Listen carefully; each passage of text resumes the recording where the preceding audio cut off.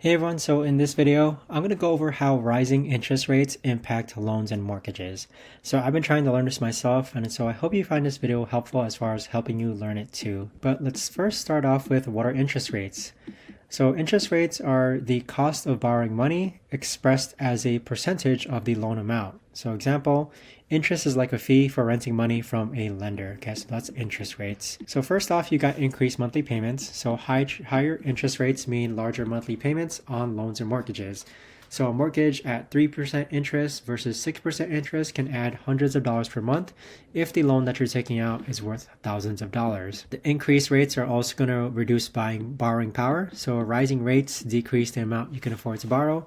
So this is like stretching your budget for a meal. The higher the cost, the less you can get. Now, with the effect on new mortgages, fixed rate mortgages lock in current rates but become more expensive as rates rise. So adjustable rate mortgages, or AR, lead to unpredictable increases over time. Now, the impact on refinancing. So refinancing becomes less attractive when rates are high.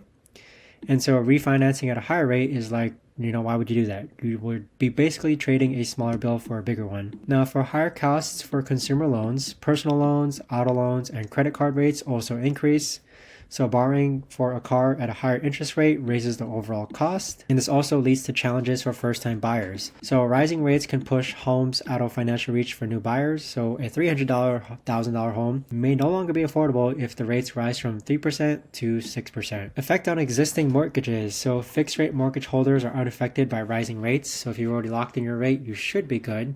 But adjustable rate mortgage holders may face significant payment increases, things that they may have not been prepared for. Now, the discouragement of borrowing from rising interest rates, the higher rates deter loans, reducing spending and investments. Now, with the ripple effect on housing prices, rising rates slow demand for homes, cooling the housing market. So fewer buyers in the market can lead to stagnant or lower prices. With the rising interest rates, there's also an increased focus on credit scores. So higher rates make good credit essential to secure the best terms.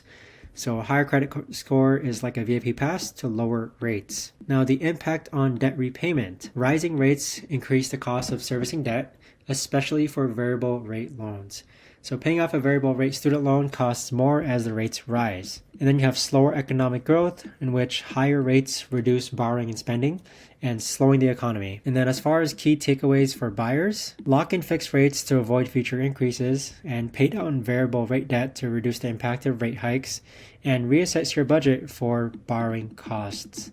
So that right there, guys, is how rising interest rates impact loans and mortgages. If you guys have any questions, let me know in the comments down below.